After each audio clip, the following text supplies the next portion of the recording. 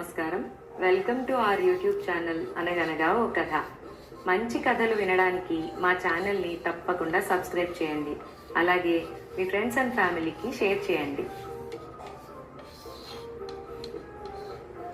ఇవాల్టి మన చందమామ కథ పేరు పంచకళ్యాణి. ఒకానొకప్పుడు ఒక రాజు దగ్గర వీరదాసు అనేవాడు కొలువుగా ఉండేవాడు. అతను తన రాజును భక్తి విశ్వాసాలతో సేవించి చాలా బాగుపడ్డాడు. రాజు కూడా అతని పట్ల చాలా అభిమానంగా ఉండేవాడు. దురదృష్టవశాత్తు ఒకసారి వీరదాసు కొడుకులు ముగ్గురికి రాజు కొడుకులతో కొట్లాట సంభవించింది. ఆ కొట్లాటలో రాజు కొడుకుల్లో ఒకడు చనిపోవడం కూడా జరిగింది. ఈ సంగతి తెలియగానే రాజు వీరదాసును పిలిపించి కఠినంగా మందలించి, నీ కొడుకులు నా కొడుకులతో జగడానికి ఏమని దిగారు? నా కొడుకు చనిపోయినందుకు నీ కొడుకులను ఈ క్షణమే ఉరి తీయించగలను, కానీ అందువల్ల పోయిన నా కొడుకు తిరిగి రాడు. అయినా వాళ్లకు శిక్ష తప్పదు. నీకు ఒక పని అప్పజెప్పబోతున్నాను. అది చాలా అపాయకరమైన పని. కానీ ఆ పని నువ్వు చెయ్యకపోతే నీ కొడుకుల ప్రాణాలు దక్కవు అన్నాడు. నా కొడుకుల ప్రాణాల కన్నా నాకు తమ ఆజ్ఞ నెరవేర్చటమే ప్రధానం. నేను చెయ్యవలసిన పని ఏమిటో సెలవియ్యండి అన్నాడు వీరదాసు. శ్యామల నగరం రాజు దగ్గర ఒక ప్రసిద్ధమైన పంచకళ్యాణి గుర్రం ఉన్నది. నువ్వు నీ కొడుకులు వెళ్ళి ఆ గుర్రాన్ని తీసుకుని రావాలి. ప్రయాణానికి గుర్రాలిస్తాను. పని ఎలా చేసుకొస్తావో అది నీ ప్రయోజకత్వం మీదనే ఆధారపడి ఉంటుంది. నువ్వు అప్రయోజకుడివి కావు. నా పట్ల నీకు అపారమైన విశ్వాసం కూడా ఉన్నది. అందుచేత నిన్ను నేను శత్రువుగా చూడటం లేదు అన్నాడు రాజు. చిత్తం, రేపు ఉదయమే శ్యామల దేశానికి బయలుదేరి వెళతాం అన్నాడు వీరదాసు. రాజు తనకు చెప్పిన పని అసాధ్యమైనదని అతనికి తెలుసును. శ్యామలరాజు ఆ గుర్రాన్ని తన ప్రాణం కన్నా ఎక్కువగా చూసుకుంటాడు. దాన్ని ఆయన ఏ వెలకు అమ్మడు. దాన్ని దొంగిలించటం మానవ మాతృలకు సాధ్యం కాదు. అలాంటి ప్రయత్నం చేసిన వారిని ఆ రాజు నిర్దయగా చంపేస్తాడు. కానీ తన కొడుకుల ప్రాణాలు దక్కాలంటే వీరదాసు ఏదో విధంగా ఆ పంచకళ్యాణిని తీసుకుని రాక తప్పదు. మర్నాడు ఉదయానికి రాజుగారు వీరదాసుకు బంగారు నాణాలు నింపిన సంచి, 4 గుర్రాలు పంపాడు. వీరదాసు అతని కొడుకులు ఆ గుర్రాల మీద శ్యామల నగరానికి బయలుదేరారు. శ్యామల నగరం సముద్ర తీరాన ఉన్నది. అక్కడికి దూర ప్రయాణమే కాకుండా కష్టమైన ప్రయాణం కూడాను. వీరదాసు తన కొడుకులతో శ్యామల నగరం శివార్లలో ఉన్న దేవుడి మాన్యం చేరేసరికే చీకటి పడిపోయింది. పెద్ద గుడి చుట్టూ అనేక వేల ఎకరాలు దేవుడి మాన్యం. గుడికి సమీపంలోనే ధర్మకర్త గారి దేవుడి ఉన్నది. దాన్ని ఆనుకునే ధాన్యాగారము, ఇతర కట్టడాలు ఉన్నాయి. వాటికి ఒక పక్కగా గడ్డిమేట్లు, ఊక బస్తాలు, చిట్టు బస్తాలు కొండల్లాగా కనపడుతున్నాయి. వీరదాసు తిన్నగా ధర్మకర్త గారి దేవుడికి వెళ్ళి తనను, తన కొడుకులను ఆ పెద్ద మనిషికి పరిచయం చేసుకుని, మాకు మీ నగరం కొత్త.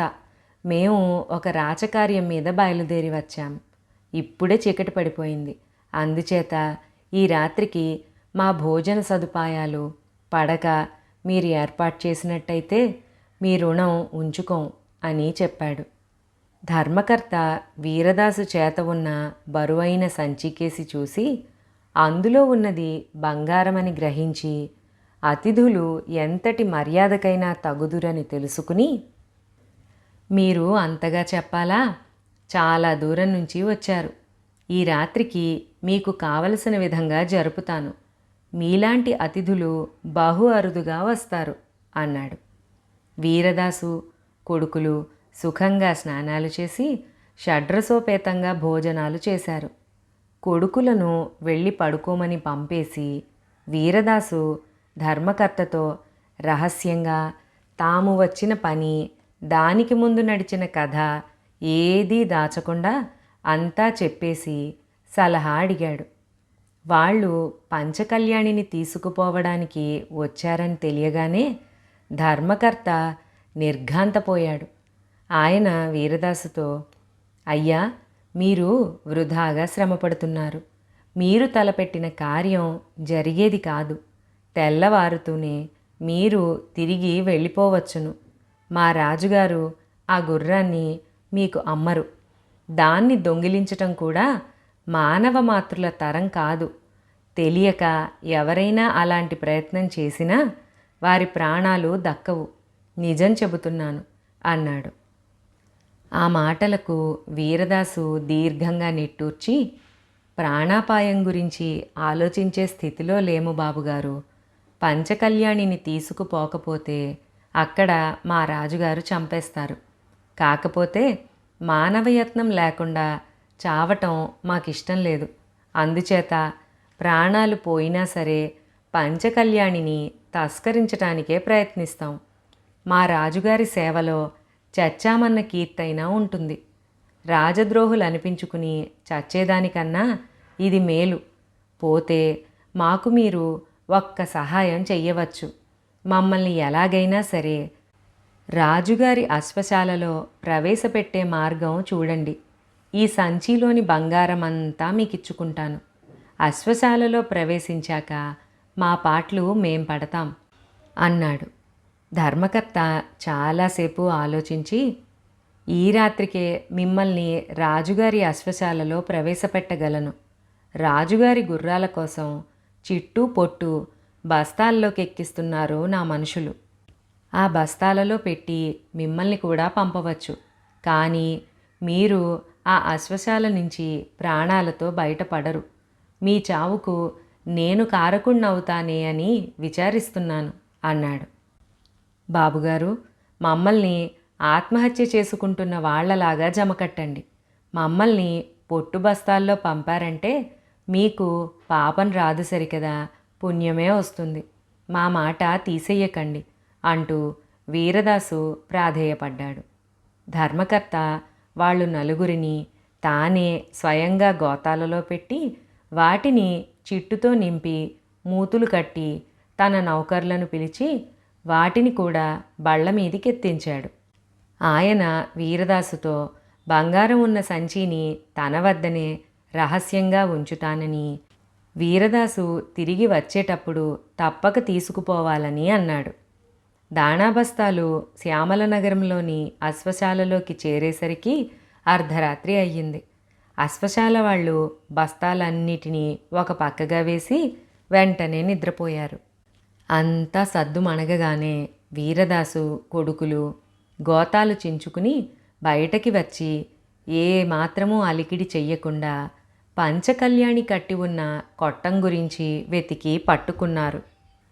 పంచకళ్యాణి మేలుజాతి అశ్వం కావటం చేత దాన్ని వాళ్ళు తేలికగానే గుర్తించగలిగారు.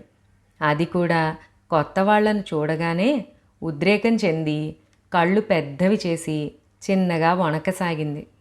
ఇదేమీ గమనించకుండా వీరదాసు చప్పున దాన్ని సమీపించి దాని మెడకున్న కట్టుతాడు విప్పబోయాడు.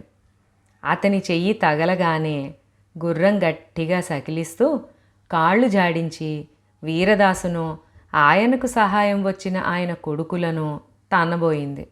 వాళ్ళు నలుగురు దూరంగా పారిపోయి తమ తలలు పగలకుండా కాపాడుకున్నారు. ఇంతలో రక్షక భటులు రానివచ్చి వీరదాసును అతని కొడుకులను పట్టి బంధించి అప్పటికప్పుడే రాజుగారి దగ్గరికి తీసుకుపోయారు. వీళ్ళు పంచకళ్యాణి కోసం వచ్చారా? తెల్లవారిందాకా అశ్వశాలలోనే బంధించి ఉంచండి. రేపుదయం విచారణ చేద్దాం అన్నాడు రాజు. అన్నట్టుగానే తెల్లవారగానే రాజు బందీలను తన ఇంటికి పిలిపించి వారి కట్లు విప్పించి కూర్చోమని మర్యాద చేసి, మీరెవరు, ఏ కారణం చేత ఈ అపాయంలో చిక్కుకున్నారు, మీ కథంతా చెప్పండి అని అడిగాడు. వీరదాసు ఏదీ దాచకుండా జరిగిందంతా చెప్పాడు. అంతా విని శ్యామల నగర రాజు వీరదాసు, ఇందులో నీ స్వార్థం ఏమీ లేదని నేను నమ్ముతున్నాను. కానీ మీరందరూ ఈ క్షణంలో చాలా అపాయకరమైన స్థితిలో ఉన్నారు. ఇంతకన్నా అపాయకరమైన స్థితి నీకింతకు ముందు ఎప్పుడైనా సంభవించిందా? సంభవించున్నట్టయితే చెప్పు. దానిని నేను నమ్మగలిగితే నీ కొడుకుల్లో ఒకణ్ణి ప్రాణాలతో వదిలేస్తాను అన్నాడు. వీరదాసు తన గత జీవితం జ్ఞాపకం తెచ్చుకుని, జరిగింది మహారాజా అన్నాడు. అయితే అదేమిటో చెప్పు అన్నాడు రాజు.